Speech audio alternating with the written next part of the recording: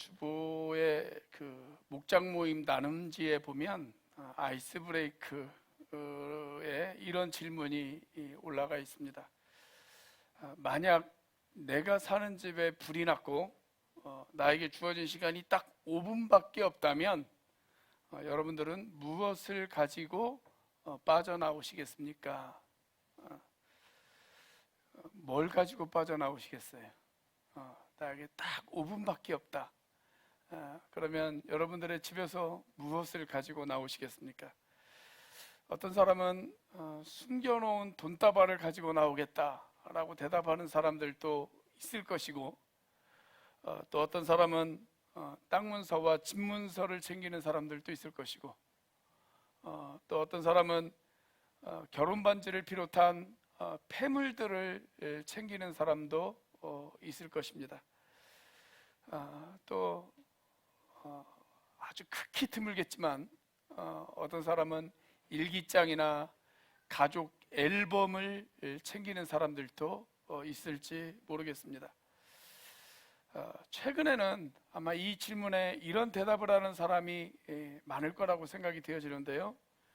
애완견을 데리고 나오겠다. 뭐 이렇게 대답하는 사람들도 아마 있을 겁니다. 아마 몇십 년 전만 하더라도 상상도 할 수 없는 그런 대답이죠. 그런데 아무리 애완견을 우리가 가족처럼 대한다고 할지라도 부모님이나 배우자나 자녀들을 내팽개치고 애완견을 데리고 나오는 사람은 아마 없을 것이다 라고 생각이 되어집니다. 제 친구 목사님 중에 사모님이 애완견을 너무 키우고 싶어 하시는데 목사님이 반대해가지고 애완견을 키우지 못하는 그런 가정이 있습니다. 저희 집하고는 완전히 반대입니다. 그런데 사모님이 너무 원해가지고 제가 한번 그렇게 이야기를 했어요. 아니, 사모님이 저렇게 원하는데 그냥 좀 키우면 어때? 그렇게 이야기를 했어요. 그랬더니 이 친구가 안 된다고 아주 단호하게 이야기하면서 이런 이야기를 하더라고요. 안 돼. 내 애가 개보다도 못한 대접을 받을까 나는 그게 겁나. 그런 이야기를 하더라고요. 예전에 프랑스에서 이런 재미있는 설문조사를 한 적이 있습니다.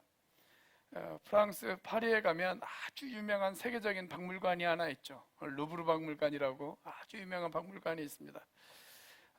근데 설문조사 내용이 뭐냐면, 당신이 루브르 박물관에 갔는데 때마침 불이 났다. 그래서 딱 하나의 작품을 가지고 나와야 된다면 당신은 무슨 작품을 가지고 나오겠는가? 이런 설문조사를 했다고 합니다. 그때 그 질문에 한 사람이 이렇게 대답을 했습니다. 출구에서 가장 가까운 작품을 가지고 나오겠습니다. 아주 지혜로운 대답이죠. 지혜로운 대답이다라고 생각해요. 어떤 할아버지가 화재 현장에서 가까스로 구조가 되어졌습니다. 그런데 이 할아버지가 잠깐만요 그러면서 다시 화재 현장으로 뛰어들어갔다고 그래요. 집에 들어가 가지고 잠시 후에 아주 검게 그을린 액자 하나를 가지고 나왔습니다. 그 액자를 보면서 흐뭇한 표정을 할아버지가 지으시더래요. 그래서 그 모습을 보고 누군가가 질문을 던졌습니다. 그 액자 속에 있는 사진의 주인공이 누구예요? 혹시 아드님이세요? 그렇게 물었어요. 그랬더니 이 할아버지가 대답하기를, 아니요, 이것은 딱 한 장밖에 없는 제 어릴 적 사진이에요. 그렇게 이야기를 하더랍니다. 그러니까 여러분, 사람마다 자기가 중요하게 생각하는 것이 다 다를 수가 있어요. 내가 가치 있다라고 생각하는 것이 사람마다 다 다를 수가 있습니다. 그런데 모든 사람들이 공통적으로 생각하는 것, 모든 사람들이 공통적으로 가치 있다라고 생각하는 것이 있는데, 그것이 뭐냐면 자기 목숨일 것입니다. 예수님도 그래서 마가복음 8장 36절에서 이런 이야기를 하신 적이 있으십니다. 같이 한번 읽어보겠습니다. 시작. 사람이 온 세상을 얻고도 제 목숨을 잃으면 무슨 이득이 있겠느냐. 자, 오늘 본문 말씀에는 하나님이 아끼시는 것이 등장을 합니다. 하나님이 가장 아끼시는 것. 사람들은 자기의 목숨을 가장 가치 있다라고 생각을 하지만 오늘 본문 말씀에 보면 하나님께서 가치 있다라고 생각하는 것, 그것이 등장을 합니다. 그게 무엇일까요? 바로 영혼들입니다. 바로 영혼들. 우리를 포함해서, 자기 목숨을 포함해서 하나님이 가장 가치 있다라고 느껴지는 것은 바로 영혼들이라고 이야기를 하고 있습니다. 바로 우리의 이웃들이라고 이야기할 수가 있겠죠. 자, 그렇다면 우리는 어떻게 해야 그 이웃들을 소중하게 생각할 수가 있을까요?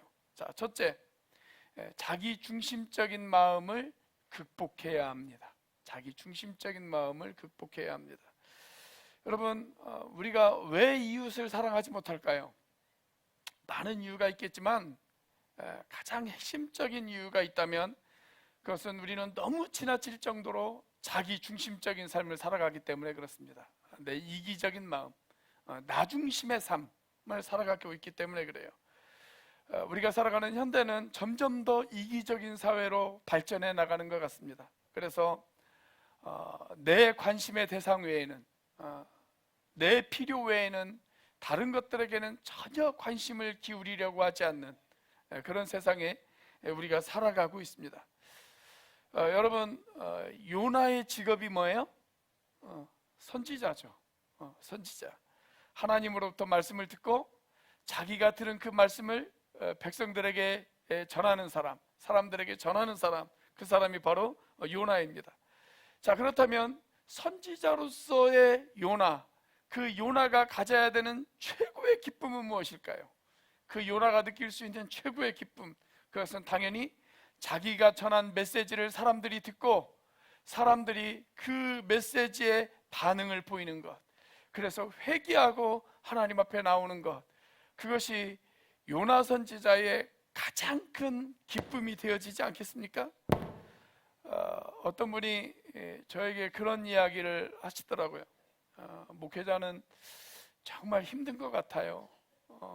교회 안에도 보면 별의별 사람들이 다 있는데 그 사람들을 다 상대하려면 목회자가 정말 힘들 것 같아요. 그런 이야기를 하더라고요. 물론 맞습니다. 힘들죠. 힘들어요. 별의별 사람들이 다 있기 때문에 많이 힘듭니다. 그런데 힘든 일만 있으면 목회를 못하죠. 누가 하겠습니까? 그런데 모든 그 힘든 일을 어느 한순간에 다 날려버릴 수 있는 그런 기쁨이 있습니다. 기쁨. 그 기쁨 때문에 하는 거예요. 그런데 그 기쁨이 뭘까요? 그 기쁨은 뭐냐면 도저히 변화되어지지 않을 것 같은 인간이 어느 날 갑자기 조금씩 바뀌는 거예요. 그러더니 그리스도의 사람으로 그가 변화되어져 나가는 것, 그 모습을 보면 모든 힘들고 어려움을 다 이겨낼 수가 있습니다.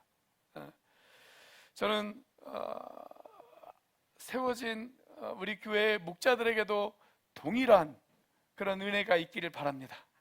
보건 식구들을 보면 힘들죠. 얼마나 힘들어요. 별의별 사람들이 다 있잖아요. 퍼주고 또 퍼줘도 여전히 불만이고 여전히 불평투성이인 그런 사람들이 있을 수 있잖아요. 그런데 그 사람들이 조금씩 변화되어져 나가는 것을 보는 것, 그것이 목자의 기쁨이에요. 가장 큰 기쁨이에요. 자, 그렇다면 여러분, 이 요나도 역시 마찬가지가 되어야 되지 않겠습니까? 자기가 정말 힘을 들여서 메시지를 전했습니다. 그리고 그 메시지 가운데 사람들이 변화되어져 나가기 시작을 합니다. 니느웨 성이 변화가 되어졌습니다. 그러면 그 변화되어지는 모습을 통해서 이 요나가 기쁨을 누려야 되지 않겠어요? 자, 그런데 우리가 요나서 1장부터 쭉 읽어보면 여러분, 요나가 단 한 번도 기뻐하지 않아요. 사람들의 변화되어지는 모습을 보고 요나가 단 한 번도 기뻐하지 않습니다. 그러다가 오늘 드디어 마지막 장에서 요나가 기뻐하는 모습을 우리가 발견하게 되어집니다. 자, 6절입니다. 같이 한번 읽습니다. 시작. 주 하나님이 박농쿨을 마련하셨다. 주님께서는 그것이 자라올라 요나의 머리 위에 그늘이 지게 하여 그를 편안하게 해주셨다. 박농쿨 때문에 요나는 기분이 무척 좋았다. 요나가 기분이 좋았어요. 요나가 기뻐해요. 자, 그런데 그 기쁨의 대상이 문제예요. 요나가 복음을 전했고 사람들이 변화되어져 나가는 그 모습을 보고 기뻐한 것이 아니라, 지금 요나의 기쁨의 대상은 무엇이었습니까? 의외로 박농쿨이었습니다. 박농쿨 때문에 기뻐한 거예요. 여기 보면 요나는 박농쿨 때문에 기분이 무척 좋았다, 그렇게 기록이 되어져 있습니다. 기분이 그냥 좋은 정도가 아니었어요. 무척 좋았다, 그렇게 기록이 되어져 있습니다. 우리가 예전에 사용했던 개역 개정 성경으로 개역 개정으로 보면 크게 기뻐하였다, 그렇게 기록이 되어져 있고요. 그 전에 사용했던 개역 한글판에 보면 심히 기뻐했다, 이렇게 기록이 되어져 있습니다. 자, 우리가 가지고 있는 이 한글 성경에 보면 요나가 박농쿨을 보고 기뻐했다, 그렇게 되어져 있어요. 박농쿨이라고 번역을 했어요. 박농쿨. 그런데 원문에 보면 이 식물의 진짜 이름이 거기에 소개가 되어지고 있습니다. 이 식물의 진짜 이름은 뭐냐면 키카이온이라고 하는 식물입니다. 키카이온. 모양이 어떻게 생겼냐면 우리나라의 아주까리하고 좀 비슷하게 생겼어요. 아주까리 아시죠? 그 아주까리하고 매우 비슷하게 생겼습니다. 이 식물은 되게 특이합니다. 일단 심기만 하면 며칠 사이에 그 높이가 3m까지 자랍니다. 그냥 며칠 사이에 자라요. 3m면 여기 우리 예배당 한 1000장까지 되어질 거예요. 그때까지 그냥 단 며칠 사이에 자라버려요. 그리고 큰 잎사귀가 나옵니다. 그리고 그 잎사귀에 의해서 그늘이 생겨납니다. 자, 그런데 이 나무의 잎사귀는 오래 가지 못해요. 그게 단점이에요. 길어야 2, 3일 정도. 어떤 나무는 심지어 단 하루 사이에 그 잎사귀가 시들어버리는 그런 경우도 있습니다. 아주 매우 특이한 그런 나무입니다.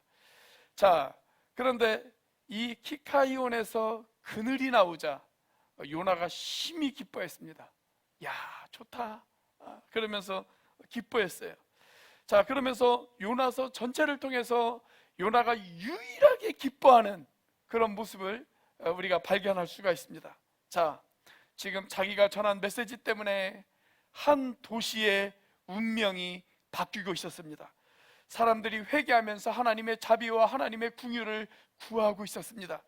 그런데 그것이 기쁜 것이 아니라 그냥 나에게 시원한 그늘을 제공해주는 그 식물을 보면서 요나가 기뻐하고 있는 그 모습을 우리가 발견할 수 있지 않습니까? 사랑하는 여러분, 이 이야기가 비단 요나만의 이야기일까요? 나에게는 해당되어지는 이야기가 아닐까요? 이번에 우리 교회에서 VIP 초청잔치를 합니다. 간절히 바라고 원하기는 많은 사람들이 초청되어졌으면 좋겠습니다. 그리고 많은 사람들이 그 초청에 응했으면 좋겠습니다. 그래서 니느웨 성에서 일어났던 그 기적이 우리 온누리교회를 통해서 일어났으면 좋겠습니다. 목장에서 여기저기에서 목사님, 우리 교회에서 우리 목장에서 그렇게 며칠 동안, 몇 달 동안, 아니 몇 년 동안 우리 목장에서 기도하고 관심을 가졌던 그 VIP들이 이번에 교회에 나왔어요. 그 VIP들이 마음의 문을 열었어요. 그 VIP들이 하나님을 영접했어요. 이러한 놀라운 고백과 간증들이 있었으면 좋겠습니다. 그런데 어떤 사람들은 그런 관증과는 전혀 상관없이, 그런 흥분과 그런 감격과는 전혀 상관없이 그냥 빨리 집에 가서 흑백 요리사 하나 봤으면 좋겠다, 그렇게 생각한다면 여러분, 그게 바로 박넝쿨의 마음을 빼앗긴 요나입니다. 요나예요. 제가 좋아하는 이 시대의 영성가인 헨리 나우에는 이런 이야기를 했습니다. 사람이 처음 자연인으로 태어났을 때는 자신을 위해서 태어난다. 그러나 하나님이 사람을 거듭나게 하실 때는 이웃을 위해서 태어나게 하신다. 오늘 내가 거듭난 사람이라면 나는 얼마나 이웃들을 위해서 살아가고 있습니까? 특별히 오늘이 선교주일인데 여러분, 옆집에 있는 가까운 이웃들로 시작을 해서 온누리 구석구석에 있는 안 믿는 영혼들에 이르기까지, 여러분, 우리가 그들을 향해서 긍휼과 자비의 마음을 가지고 있습니까? 그 영혼들을 향한 불쌍하고 애타는 마음이 우리들 가운데 있습니까? 오늘 내 삶의 영역 가운데 혹시 나 자신만을 생각하는 그런 이기적인 마음이 우리들 가운데 있지는 않습니까? 오늘 그런 이기적인 자기 중심적인 그런 껍질을 깨버리고 다른 영혼들을 생각할 수 있는, 특별히 우리 주변에 있는 믿지 않는 영혼들을 생각할 수 있는 저와 여러분들의 삶이 되시기를 주님의 이름으로 축복합니다.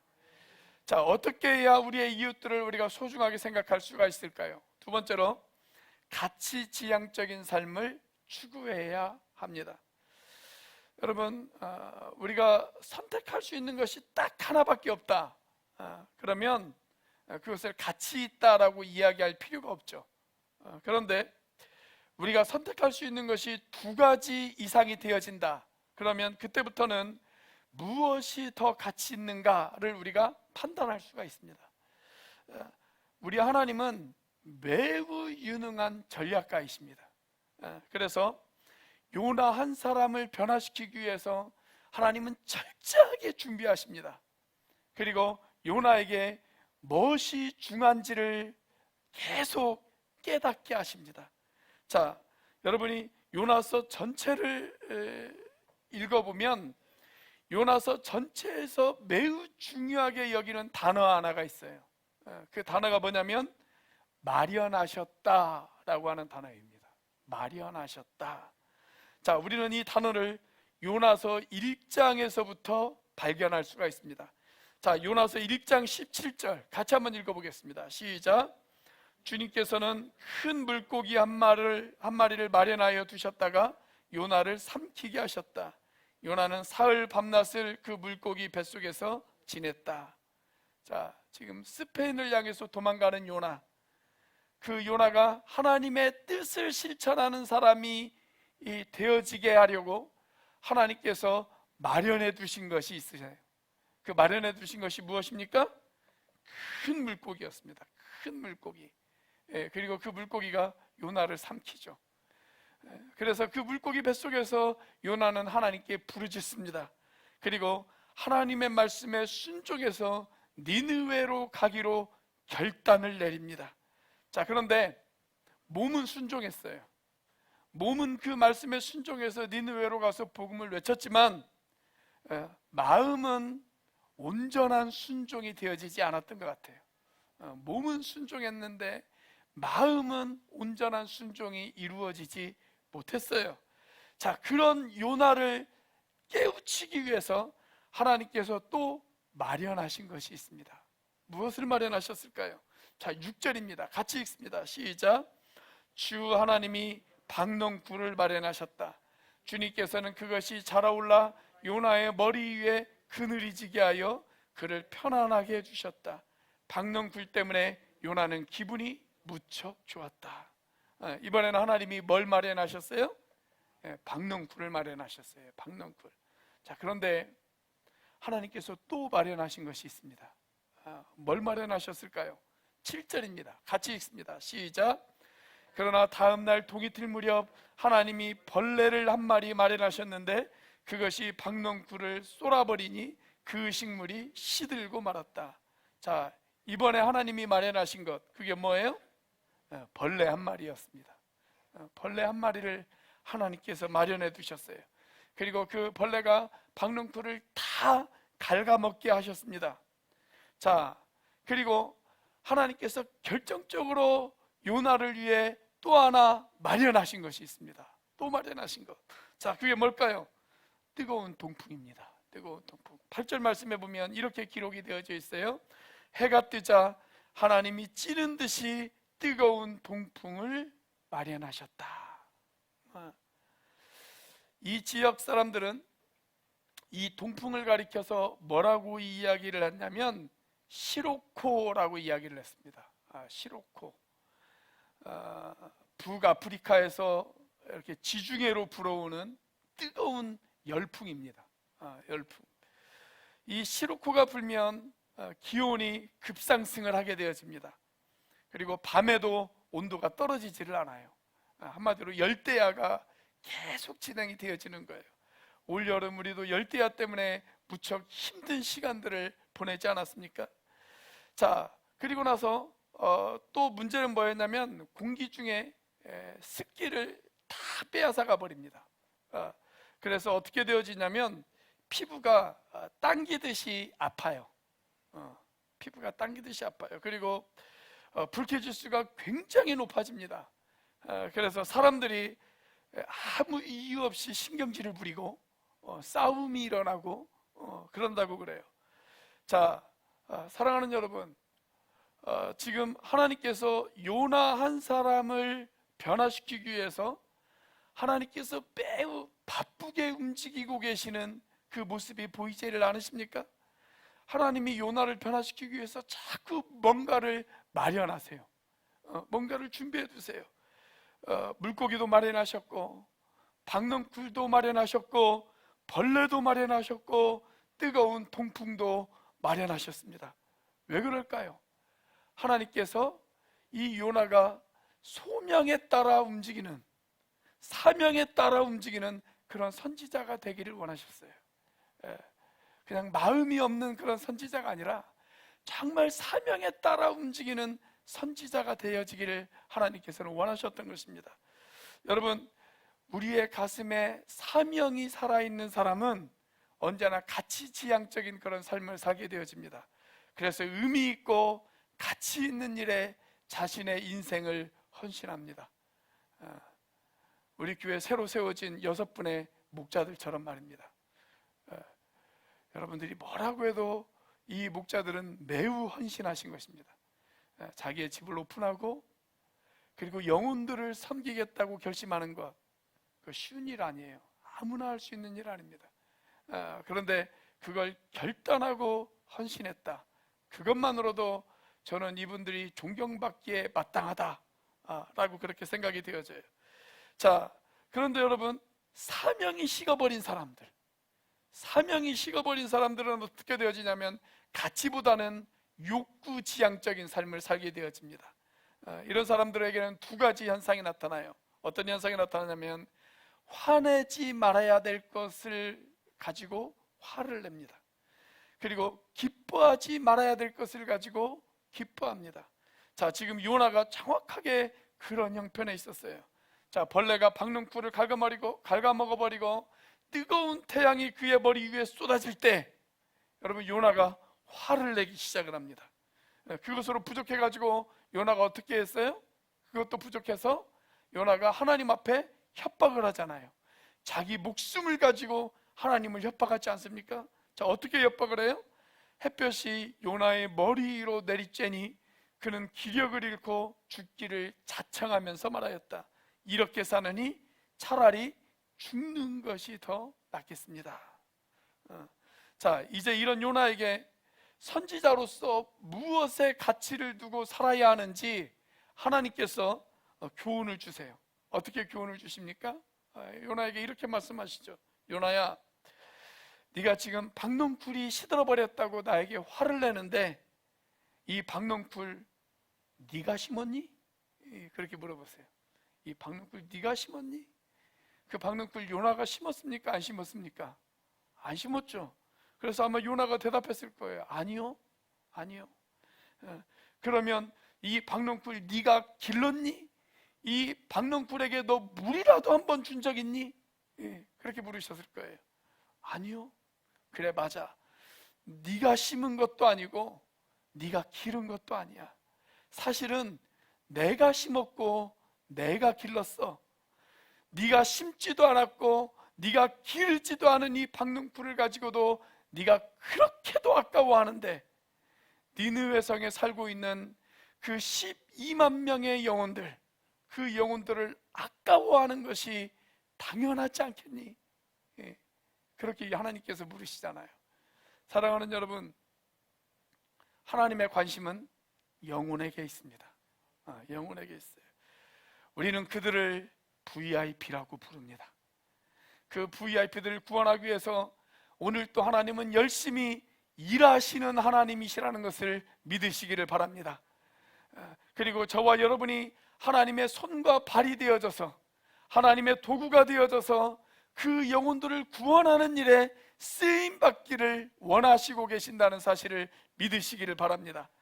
그런데 우리가 그 도구의 역할을 충실하게 감당하지 못하면 하나님은 물고기도 준비하시고 박넝쿨도 준비하시고 벌레도 준비하시고 뜨거운 동풍도 준비하시는 분이십니다.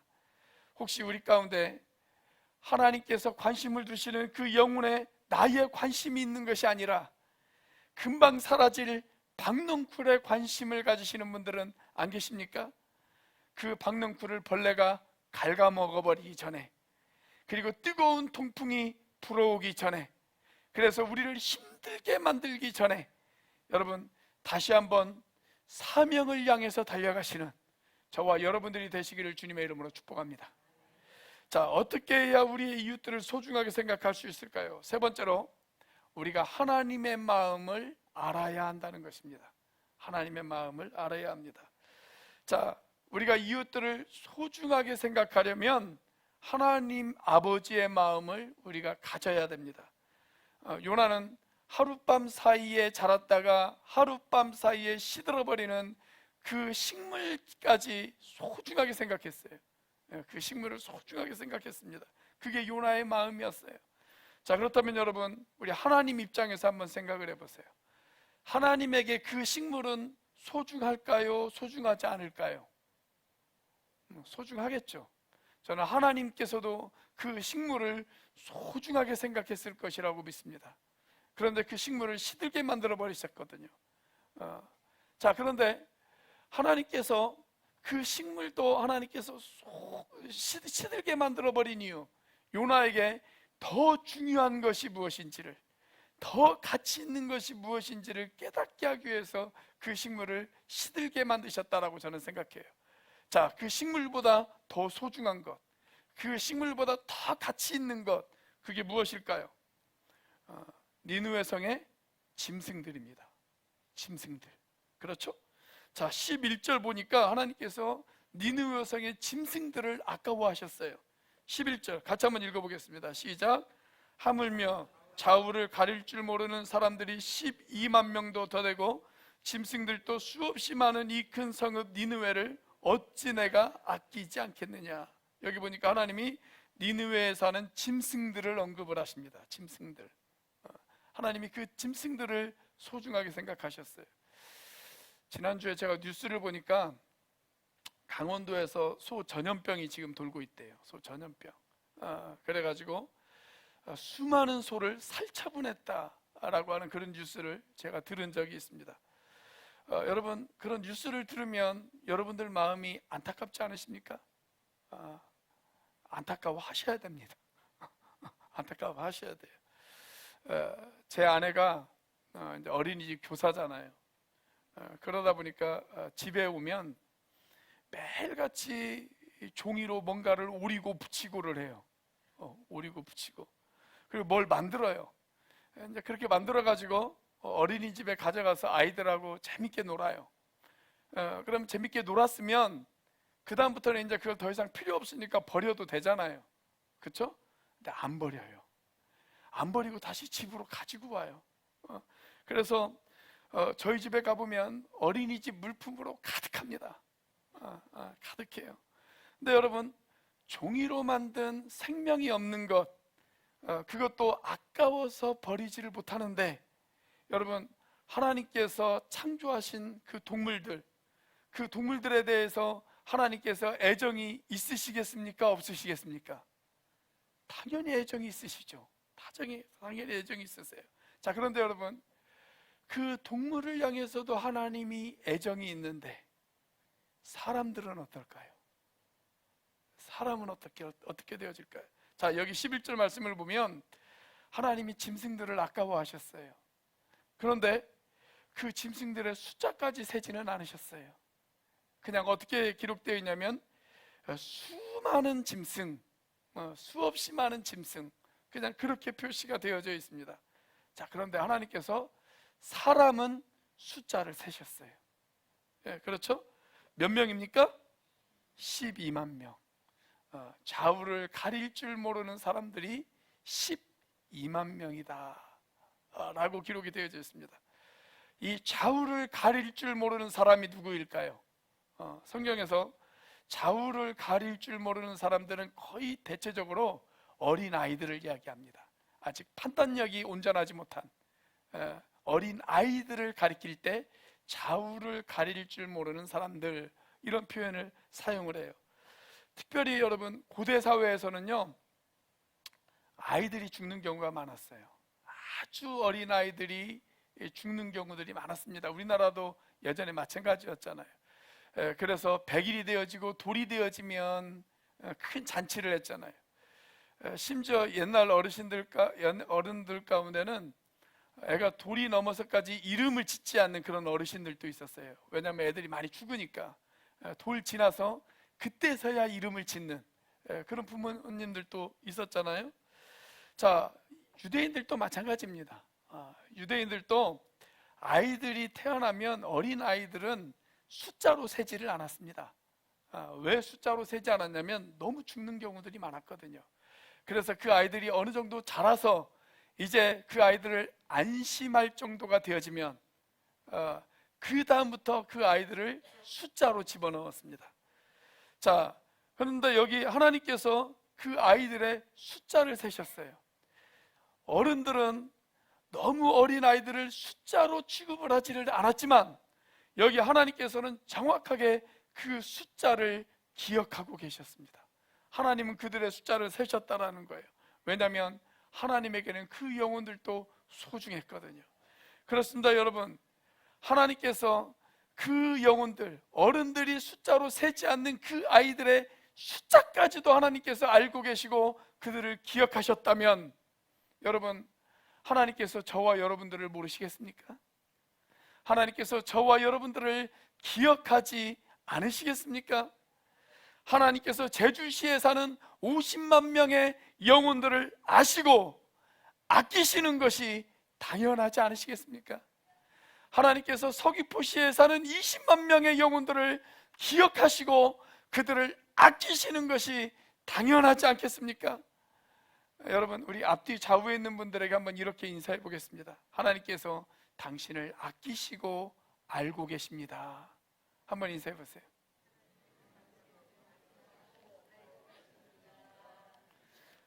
자, 그렇다면 여러분, 이제 하나님이 아끼시는 영혼들, 하나님이 아끼시는 영혼들, 그 마음을 우리가 간직하고, 여러분, 하나님이 그 마음을 우리가 품고 하나님이 아끼시는 것을 우리도 아끼며 살아가야 하지 않겠어요? 네. 그런데 그게 참 어려워요. 참 어려워요. 하나님이 아끼는 영혼들을 나도 아끼면서 살아야 되겠다. 그런데 그 사람이 나에게 상처를 줘요. 그 사람이 나에게 아픔을 줘요. 그런데도 그 사람을 아끼며 사랑하는 것, 그게 쉬운 일이 아니에요. 그렇죠? 쉬운 일이 아니에요. 그런데 하나님께서 그렇게 하시래요. 여러분, 이 요나의 입장에서 보면 니느웨 사람들은 자기 민족을 괴롭히는 사람들이에요. 자기들을 힘들게 하는 사람들이에요. 그런데 그 영혼들을 사랑하래요. 여러분, 우리들도 마찬가지잖아요. 나를 힘들게 하는 사람, 나를 어렵게 하는 사람, 그 영혼들을 사랑하래요. 야고보서에 보면 이런 말씀이 있습니다. 자, 야고보서 3장 9절 같이 한번 읽어보겠습니다. 시작. 우리는 이 혀로 주님이신 아버지를 찬양하기도 하고 또 이 혀로 하나님의 형상대로 지음을 받은 사람들을 저주하기도 합니다.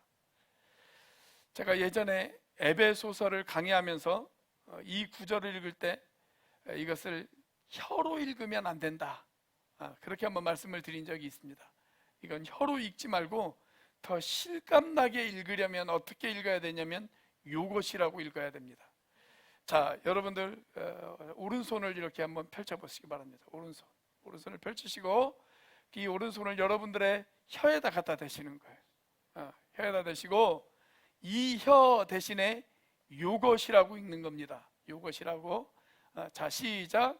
우리는 요것으로 주님이신 아버지를 찬양하기도 하고 또 요것으로 하나님의 형상대로 지음을 받은 사람들을 저주하기도 합니다. 여러분, 우리가 하나님의 마음을 품고 그들을, 영혼들을 사랑하고 우리의 이웃들을 사랑하고 우리의 지체들을 사랑해야 되는데 우리는 자꾸 요것으로 사람들에게 상처를 입혀요.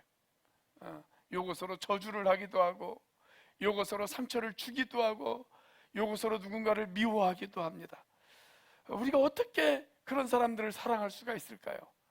제가 이 말씀을 묵상하다가 비법 하나를 발견한 것이 있습니다. 그 비법이 뭐냐면 미운 사람이 있을 때마다 마음 가운데 이런 생각을 갖는 거예요. 그래, 저 인간도 하나님이 창조하셨지. 그렇게 생각하는 거예요. 그래, 저 인간도 하나님이 창조하셨지. 하나님이 창조하셨다는 것은 다른 말로 이야기하면 무슨 말입니까? 하나님의 작품이지, 그런 말이죠. 하나님의 작품이지. 그래, 저 인간도 하나님의 작품이지. 그렇게 생각하는 거예요. 자, 우리 앞뒤 좌우에 있는 분에게 같이 한번 인사를 해보겠습니다. 당신도 하나님의 작품이십니다.